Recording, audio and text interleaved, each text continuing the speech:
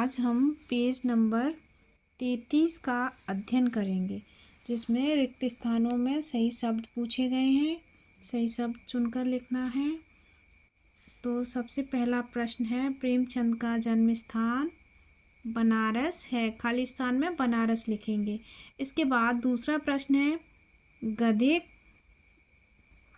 गधे का एक छोटा भाई भी है, उसका नाम खाली स्थान है। तो खाली स्थान में बैल लिखेंगे। इसके बाद आता है अगला प्रश्न, जानवरों में गधा सबसे ज़्यादा खाली स्थान समझा जाता है। तो इसका सही उत्तर है बुद्धिहीन। क्या समझा जाता है? बुद्धिहीन समझा जाता है।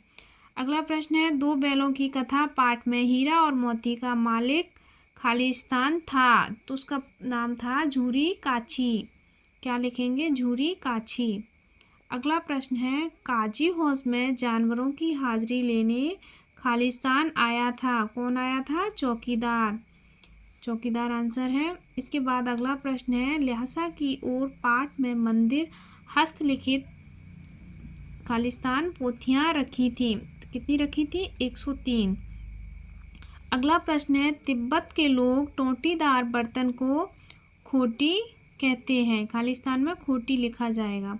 इसके बाद है अगला प्रश्न, सालिम अली के नाम से जाने जाते हैं। तो ये बर्ड वॉचर के नाम से जाने जाते हैं। बर्ड वॉचर, पक्षियों की देखभाल करने वाले थे, इसलिए इनको बर्ड वॉचर कहा जाता है।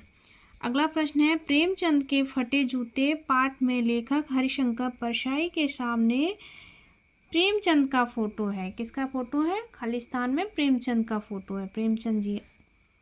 अगला प्रश्न है, लेखक हरिशंकर परशाई की दृष्टि खाली स्थान पर अटक गई। किस पर अटक गई थी? जूते पर अटक गई। अगला प्रश्न है, लेखक हरिशंकर परशाई के अनुसार प्रेमचंद फोटो का महत्व नहीं समझते थे। किसका महत्व नहीं समझते थे? फोटो का। खाली स्थान में फोटो लिखेंगे। इसके बाद अगला प्रश्न है, एकांकी में होता है। क्या होता है? एक अंक होता है। खाली स्थान में एक अंक लिखेंगे। इसके बाद अगला प्रश्न है, सांस्कृतिक अस्मिता से आशय है हमारी सांस्कृतिक पहचान।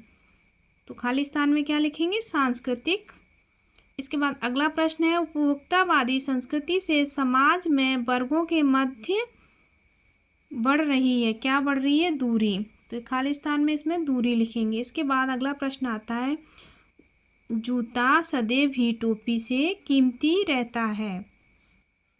क्या रहता है? कीमती। खाली स्थान में कीमती लिखेंगे। इसके बाद फोटो में प्रेमचंद के साथ उनकी पत्नी भी हैं। तो खाली स्थान में पत्नी। लेखिका महादेवी वर्मा मौलवी साहब को देखकर चारपाई के नीचे जा छिपी। खाली स्थान में मौलवी साहब। गांधी जी ने महादेवी से चांदी का कटोरा गरीबों को दान के लिए ले लिया था। किसका कटोरा था? चांदी का। लेखिका महादेवी वर्मा के बाबा फारसी और उर्दू भाषा के जानकार थे। तो इसमें खाली स्थान में उर्दू लिखेंगे। इसके बाद आएगा, महादेवी वर्मा के बाबा उन्हें विदुषी बनाना चाहते थे, क्योंकि महादेवी वर्मा महिला है, स्त्री है। स्त्रियों के लिए विदुषी शब्द प्रयोग किया जाता है। अगर कोई लड़का होता तो यहाँ विद्वान लिखा जाता। तो उनके बाबा उन्हें विदुषी बनाना चाहते थे। इसमें खाली स्थान में विदुषी आएगा। धन्यवाद।